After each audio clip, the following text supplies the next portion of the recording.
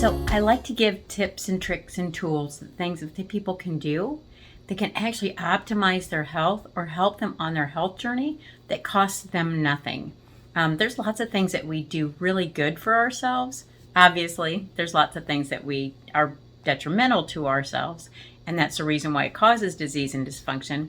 But there's things that we can do that we're already doing that can actually, if we do more of it or in a different way, it can actually help us on our journey. And so I know you hear lots of conversations about taking supplements and healing the gut and all of that. And I did too. And that's the reason why I became a formally trained functional nutrition educator. Now, we're all malnourished, except we're one of the heaviest countries in the world. How is that even possible?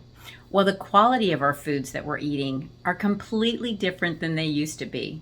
Back in the day, we cooked our own foods. There was no drive-thrus. There was no processed foods. You bought the ingredients, you cooked it yourself, and so we didn't process all the nutrients out of it. Makes kind of sense though, doesn't it?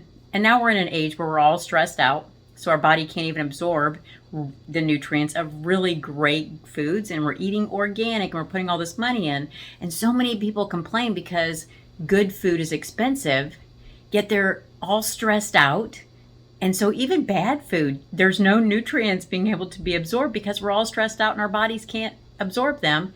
So people that are putting money into these really great foods and these really great supplements, yet have extremely stressful lives, are frustrated, resentful, work long hours, don't feel appreciated, don't themselves feel like they're worthy, their bodies can't even absorb those nutrients. So I kind of jokingly say, you have really expensive poop, because those nutrients aren't being absorbed and they're just going completely through the system. Now, obviously they're absorbed a little bit because your digestive system is still continuing to work, but very, very minimally.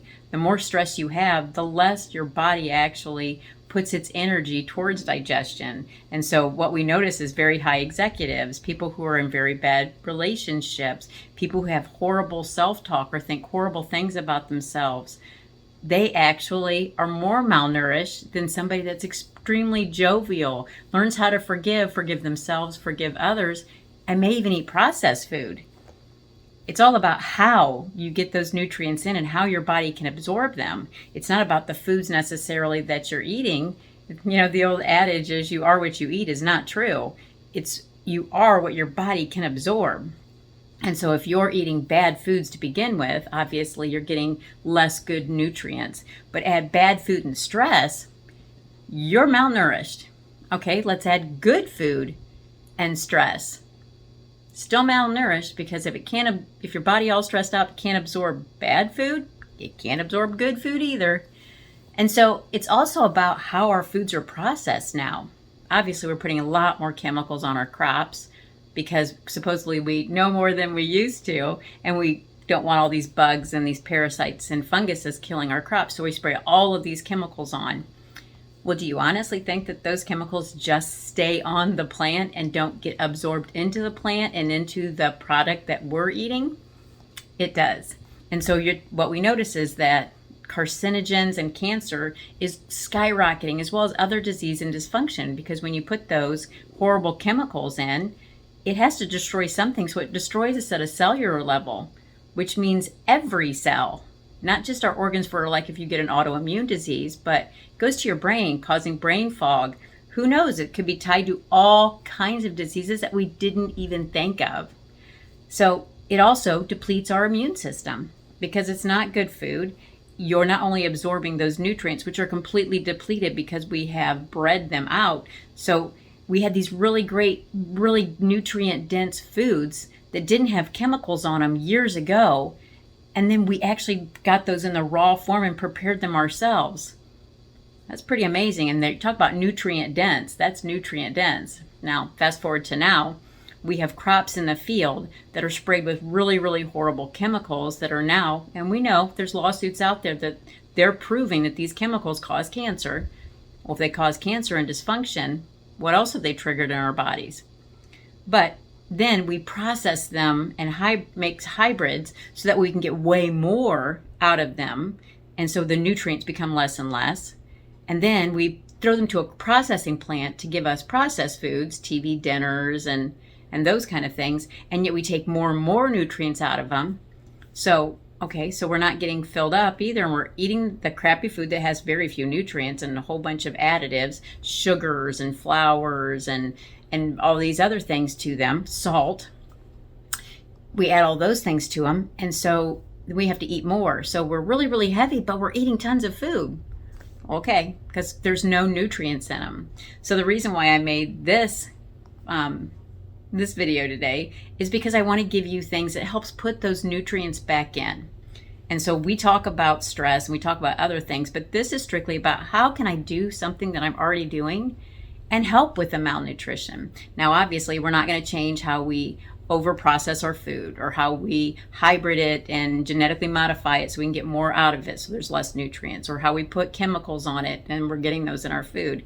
What I want to talk about is things that you're already doing that you can do maybe in a better way that you weren't thinking about. And I want to talk about table salt. It's in everything. Obviously, it's on our table and we oversalt everything, but the salt that we're using isn't beneficial to us. Iodized salt is back in the day, we had to have iodized salt in our food because people got goiters all the time. Well, guess what? Salt is in everything, all processed foods. It's in our products that we put on our skins, salt scrubs, or we have sugar, we have gluten in our hair sprays and our shampoos and our lipsticks. We have salt in everything, and it's in all of our processed foods. So it's not that we're not getting enough salt. We're definitely getting enough salt, and what they do is the cheapest form, which is iodized salt. So you're getting your iodine in order to help with the goiters, which was back in the day. But something people don't realize, if you use Himalayan sea salt or Celtic salt, it is high in vitamins and minerals because it's sea salt. There are tons of minerals and we're not processing them out. Now, I want you to realize that not all Himalayan sea salts or Celtic salts are created equal. If you're buying a Himalayan sea salt or a Celtic sea salt that's white, they have processed it because it is not white. Obviously, if you're taking that salt from the sea, it's not white. That's bleached and it's processed. What you need to find is Celtic salt and Himalayan sea salt that's colored. I use pink just because I think it's cute and because that's readily available. But it's also a renewing resource because we have the sea all the time, and there's salt in the sea, and it's actually pulled out of that. So it's got all these really great natural vitamins and minerals. And if you buy the colored, it's not processed out. What a way to get all those vitamins and minerals in ourselves without having to really do anything different than we already do. It doesn't taste different. It actually is really, really, really good. Now, is it a little more expensive? Of course, because we can process the crap out of something, give us these huge amounts and sell it for cheap. But Himalayan sea salt doesn't have the processing. So it's only a little bit more expensive, but you don't have to use as much either because it's concentrated, because you get it in the concentrated form. So you don't have to use as much. So how great is that? I mean, yeah, you pay a little more, but if it lasts you longer, penny for penny, it's the same. And you're getting your salt intake. And for people who are saying, well, Stacey, I have high blood pressure. Well, if you're eating processed food, you're getting plenty of salt. And if you're putting salt on your food anyway on the table, you know you have to lessen that or modify that. Himalayan sea salt's the same way. It doesn't increase your blood pressure any more than the salt that you're putting on your table, except the salt you're putting on your table, you're getting nothing else from. The Himalayan sea salt, you're getting vitamins and minerals. So my tip of the day is start replacing your salt. Obviously, we don't go through as much, and you can buy these huge containers of salt, so it takes us quite a while to go through it. And I never tell anyone, go through your cabinets and just start throwing thousands of dollars of food away and replacing with all these organic and non-processed foods, because that's not realistic either. I couldn't do that, and it's not realistic. But when you start looking for salt, instead of grabbing for that iodized salt that we all reached for in the round container, go for a Himalayan sea salt. Get one with a grinder so you can portion out exactly how much you want and realize that you don't need to use as much. But now you're starting to get vitamins and minerals in its natural form, and you don't have to pay any extra. You're already salting your food. So that's just a little tip about how we're already doing these things.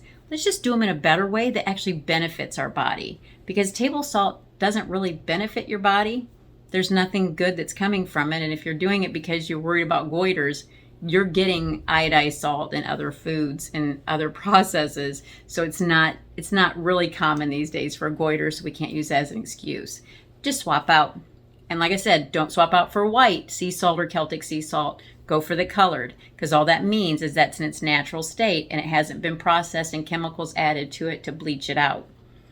If you're all about aesthetics and you want to look exactly like regular salt and white, then it's really no different than what you're already doing, and you're already putting processed Himalayan sea salt in that's been bleached and processed, and there's a lot of reduced vitamins and minerals. So just go for the colored. Just do it, get it over with, make the jump, tell your family it's something cool, or tell them whatever.